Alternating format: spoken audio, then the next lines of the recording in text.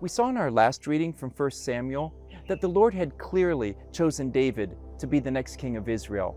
We also saw that the Lord was clearly with David. He gave him many victories in battle. He gave him favor with all of the people except for King Saul, that is. Saul was insanely jealous of David, and he tried multiple times to kill him. In today's reading from 1 Samuel 21 to 25, Saul's pursuit of David continues, and David is constantly on the run, hiding to try to save his life. But Saul wasn't the only problem. If that were the case, the Lord could have taken him out of the way much earlier. But David needed more than just protection.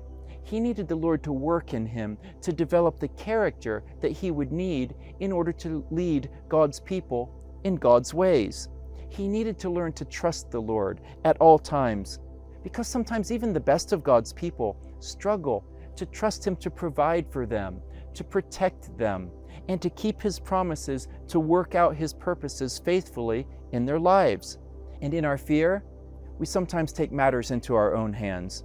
In chapter 21, David goes to the priests at Nob to ask for provisions for his men. But rather than trusting the Lord to take care of him, David lies to Ahimelech the priest. He tells him that he's actually there on a secret mission from King Saul. So Ahimelech gives David some bread, and he gives him a sword, the sword of Goliath, and then David runs away to Gath, and he goes to, of all people, Achish, the king of the Philistines, their enemies. He goes to him for protection. But then some servants of King Achish remind him that David was a great warrior who had killed many Philistines. And so David became afraid for his life. And rather than trusting the Lord to protect him here, he pretends to be a madman so that the king would want him to go away. So David escapes from there, and he hides in a cave at a place called Adullam with his small army of followers. And it wasn't much of an army at all. 400 desperate men who were either in debt or in some kind of trouble, or who were just discontented with their lives and didn't really have much else to do. David's lack of trust, though, was costly, because King Saul found out that the priests of Nob had helped David, and he slaughtered 85 priests and all of their families as well.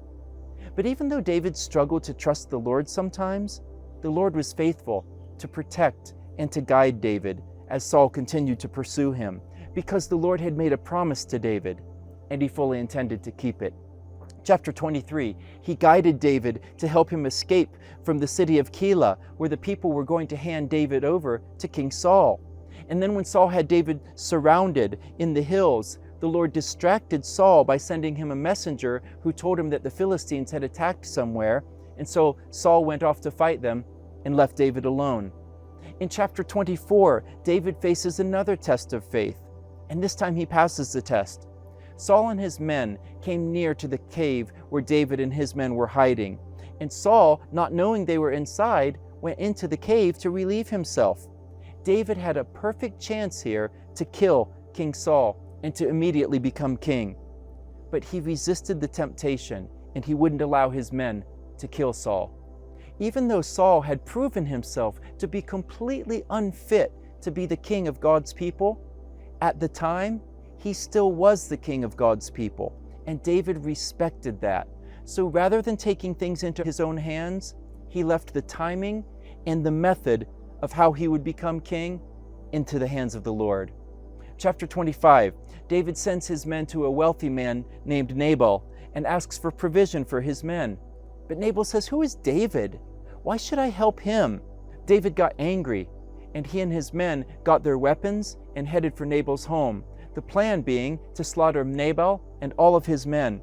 But Abigail, Nabal's wife, met them on the way, and she brought many gifts to David, and she pleaded with David not to take revenge, but to trust in the Lord to fight his battles for him. She said, "You can trust him for that because you are the Lord's servant."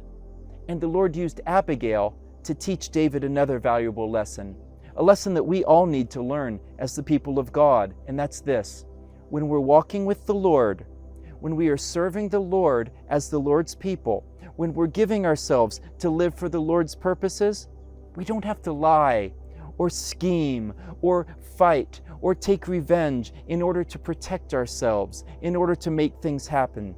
As wholehearted followers of Jesus Christ, we can trust the Lord to protect, and to provide whatever it is that we need in order to enable us to be and do everything that the Lord has called us to be and do.